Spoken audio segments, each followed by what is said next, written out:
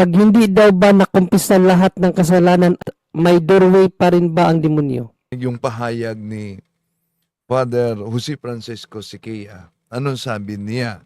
Chief Exorcist ng Archdiocese of Manila Office of Exorcism.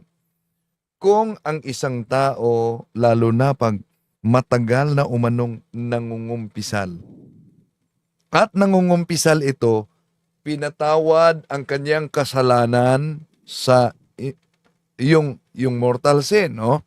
Pero ayon sa eksperto, nang pinatawad ng pare at sa pamamagitan ng kapangyarihan sa simbahan na galing kay Kristo, San Juan 20:21, ang kasalanan.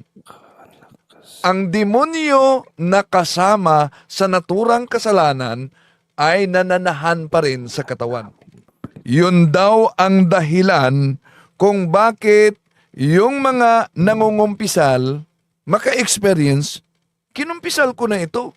Ba't paulit-ulit ko itong ginawa? Dahil nanatili pa sa katawan ang demonyo na nagdala sa naturang kasalanan. Kaya, kailangan ang mortification, self-discipline, fasting, kaugnay dyan. So, pwedeng magiging doorway yan, lalo na addiction of lust. Bakit? Dahil sin of lust is very sticky sin.